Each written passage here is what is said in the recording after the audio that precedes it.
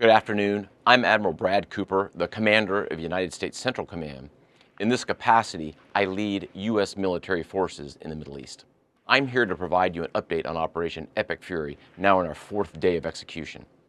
First, I'd like to express my deepest condolences to the families and teammates of the extraordinary Americans who've been killed in action, and I'd also like to extend our prayers for a speedy recovery to the wounded.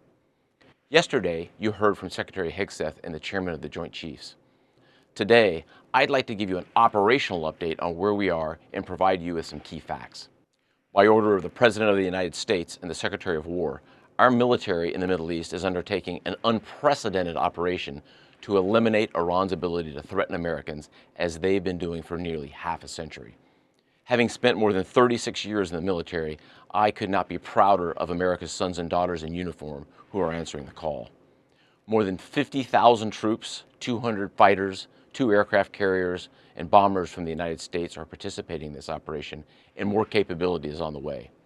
These forces bring a massive amount of firepower, representing the largest buildup by the U.S. in the Middle East in a generation. In the opening hours of Operation Epic Fury, U.S. Central Command forces, together with Israel, delivered overwhelming and unprecedented strikes into Iran. Many of you may remember the shock and awe strikes of 2003. The first 24 hours of this operation were nearly double the scale, and we continue with 24/7 strikes into Iran from seabed to space and cyberspace. Now, we're less than 100 hours into this operation, and we've already struck nearly 2,000 targets with more than 2,000 munitions. We have severely degraded Iran's air defenses and destroyed hundreds of Iran's ballistic missiles, launchers, and drones. And in simple terms, we're focused on shooting all the things that can shoot at us. Our B-2 bombers and B-1 bombers have executed uncontested surgical strikes against multiple missile facilities deep inside Iran. And then just last night, a B-52 bomber force struck ballistic missile and command and control posts. We are also sinking the Iranian Navy, the entire Navy. Thus far, we've destroyed 17 Iranian ships, including the most operational Iranian submarine that now has a hole in its side. For decades, the Iranian regime has harassed international shipping. Today, there's not a single Iranian ship underway in the Arabian Gulf, Strait of Hormuz, or Gulf of Oman, and we will not stop. We will continue to conduct dynamic targeting operations. We're hunting Iran's last remaining mobile ballistic missile launchers to eliminate what I would characterize as their lingering launch capability. Now, in retaliation, the Iranian regime has launched over 500 ballistic missiles and over 2,000 drones. To be clear, Iran is indiscriminately targeting civilians as they launch these missiles and drones. You've seen it on TV. The evidence is crystal clear and overwhelming.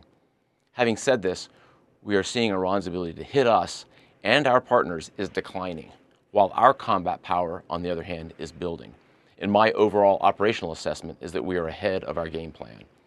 Along the way, every single branch of our military is achieving unprecedented success. I'll talk about just a few of them. Our naval forces have deployed multiple waves of cruise missiles, obliterating Iranian command and control and air defense capabilities. From 2 aircraft carrier strike groups, we're squeezing Iran from the sea and have them backed into their own ports. U.S. air forces are doing what they do best, executing a high volume of airstrikes right into Iran.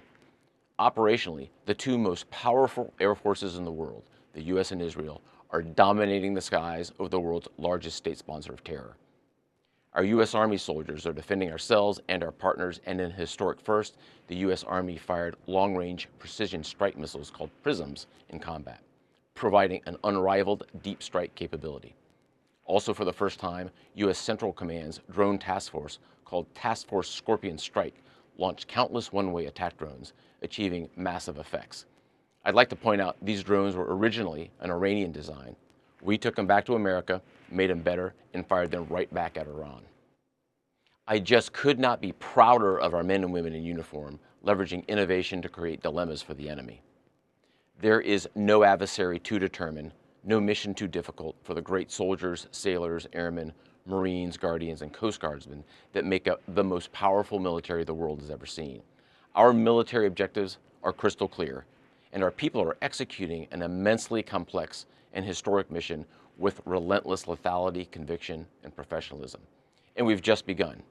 but I have the utmost confidence that we, alongside our partners, will absolutely achieve our military objectives. To all our warriors, Godspeed. Thanks so much.